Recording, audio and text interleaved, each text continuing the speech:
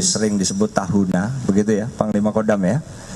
Dan kalau kita hari ini, kita tidak berbicara tahun 92, hari ini kita naik kapal itu kira-kira dari Manado 8 jam ya, kira-kira Pangdam ya, kira-kira 8 jam ke arah pulau ini.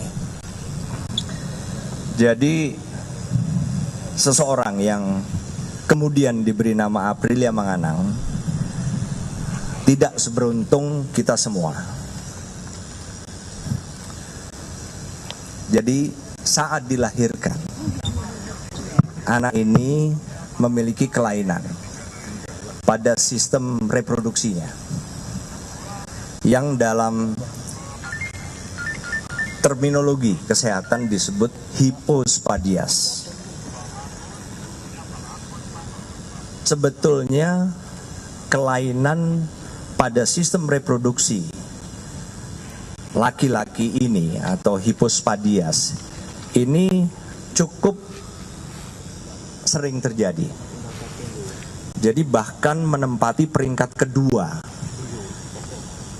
kedua dari jumlah kasus yang biasa terjadi untuk kelahiran bayi laki-laki. Jadi menurut data saat ini, di setiap 250 bayi laki-laki yang lahir, itu ada satu yang mengalami kelainan atau hipospadias. Atau 4 orang dalam 1000 setiap 1000 kelahiran bayi laki-laki.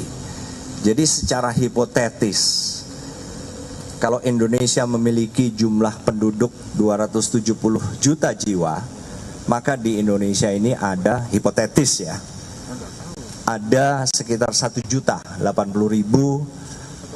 anak laki-laki yang lahir dengan kelainan pada sistem reproduksinya.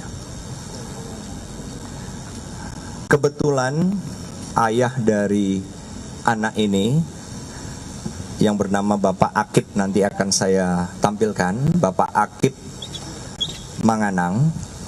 Ini pekerjaannya adalah buruh perkebunan. Kemudian ibunya yang bernama Ibu Suryati itu juga pekerjaannya waktu itu sebagai asisten rumah tangga. Kemudian ayah dari anak ini, Bapak Akip tadi, pendidikannya juga hanya lulus sekolah dasar. Kemudian ibu dari anak ini kebetulan tidak menyelesaikan sekolah dasarnya. Jadi pada saat dilahirkan anak ini, yang membantu persalinan adalah paramedis.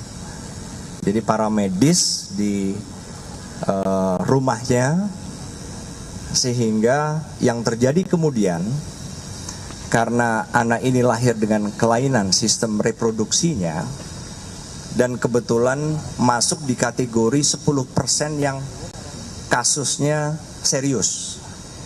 Jadi hipospadias ini mayoritas atau 90% itu tidak serius, sedangkan yang 10% atau lebih jarang terjadi serius. Nah, inilah yang kemungkinan membuat para medis maupun orang tua saat kelahiran anak ini melihat hanya secara fisik bahwa anak yang dilahirkan adalah anak perempuan. Kondisi ini terus berlangsung sampai dengan Aprilia Manganang sekolah dasar SMP di Tahuna, kemudian pindah SMA ke Manado, kemudian sampai akhirnya tahun 2016 Angkatan Darat melihat prestasi dari anak ini. Itulah kenapa pada saat itu Angkatan Darat memutuskan untuk merekrut Aprilia Manganang dalam satu program rekrutmen khusus, ya, khusus bintara yang berprestasi. dan Aprilia termasuk salah satu yang direkrut menjadi Bintara TNI Angkatan Darat. Nah, kemudian dalam perkembangannya kami melihat ya secara kebetulan kami melihat dan mengamati termasuk komandan satuannya yaitu Panglima Kodam di Manado melihat dan melakukan pemeriksaan, dan itu dilakukan pada tanggal 3 Februari yang lalu. Dari hasil pemeriksaan di Manado dengan keterbatasan rumah sakit di Manado sana, rumah sakit Angkatan Darat Walter Mong NCD, akhirnya saya memutuskan untuk memanggil Sersan Manganang ke Jakarta. Saya panggil, kemudian saya intinya ingin membantu apa yang bisa kami bantu. Karena apa? Karena seperti yang rekan-rekan lihat tadi. Jadi seperti yang rekan-rekan lihat di sini, Sersan Aprilia ini diklaim sebagai seorang wanita atau memiliki akte kelahiran seorang wanita, tetapi penampilan fisiknya juga tidak seperti wanita lainnya. Jadi saya berkonsultasi, menawarkan apa yang bisa kami bantu untuk dia. Akhirnya Sersan Manganang rupanya menyambut dengan sangat excited. Karena apa? Rupanya inilah yang ditunggu-tunggu. Sehingga saya hadirkan tim dari RSPAD lengkap yang tadi sudah saya sebutkan spesialisasinya, bidangnya. Kemudian kita lakukan pemeriksaan secara lengkap di RSPAD dengan menggunakan seluruh fasilitas kesehatan yang kami punya. Dari hasil pemeriksaan itu, nanti kalau ada rekan-rekan yang ingin menanyakan lebih spesifik, bisa dijawab oleh tim dokter kami. Ternyata bahwa dilihat dari pemeriksaan urologi, ternyata bahwa Sersan Manganang lebih memiliki organ-organ jenis kelamin laki-laki, dan bahkan tidak ada organ-organ internal jenis kelamin wanita. Kemudian pemeriksaan hormonalnya pun begitu. Hormonalnya normal. Hormon testosteronnya juga diukur sehingga secara faktual dan ilmiah kita bisa meyakini bahwa Sersan Manganang lebih memiliki hormonal yang masuk dalam kategori normal laki-laki. Kemudian pemeriksaan radiologi juga dengan MRI juga menyatakan hal yang sama. Nah, sehingga kami sampaikan hasil pemeriksaan lengkap ini kepada Sersan Manganang dan apa yang bisa dilakukan.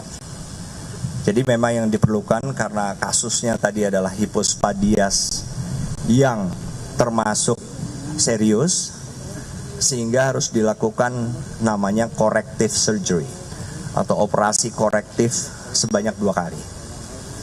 Sersan Manganang sudah menjalani corrective surgery yang pertama. Nanti secara umum hasilnya baik dan kita bisa tampilkan ya. Coba kita lihat sama-sama.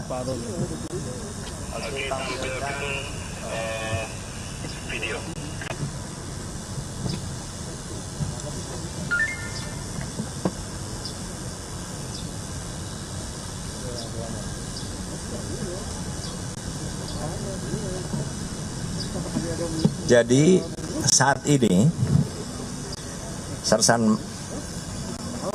Manganang yang di tengah, dia masih dalam proses recovery, operasi sudah selesai dan berjalan sesuai rencana, sesuai juga proses recovery-nya juga bagus. Tetapi masih belum bisa keluar dari rumah sakit.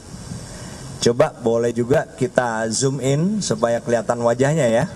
Nah, coba zoom in wajah.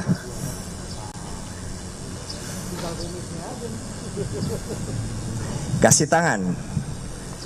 Coba dikasih tangan boleh. Mang Anang. Disapa ya. Oke, terima kasih. Kemudian kita sekarang tunjukkan juga kedua orang tua yang juga coba boleh di zoom in. Kedua orang tua ini adalah Bapak Akib Mang Anang yang di sebelah kanan dan Ibu Suryati, ibu dari Sersan Mang Anang. Nah, didampingi di sebelah kanannya, kalau dari kita melihat ke Videotron di sebelah kirinya, di situ didampingi karena kita ingin Sersan Mang Anang punya apa ya, punya tekad yang kuat, punya semangat. Ada istri saya di situ di sebelah kiri dan di Mami bisa ini Mam kasih tangan.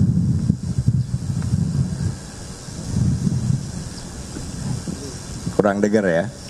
Oke, terus di sebelah kirinya adalah Wakil Kepala RSPAD Mayor Jenderal TNI Dr. Lukman dan tim. Oke, tetap sekarang video itu, jadi semuanya supaya kelihatan di frame. Nah, pertanyaannya adalah bagaimana selanjutnya? Selanjutnya, Mang Anang begitu masuk ke dalam jajaran TNI Angkatan Darat, dia menjadi bintara di komunitas ajudan jenderal. Jadi saya akan dengan kondisi ini, maka saya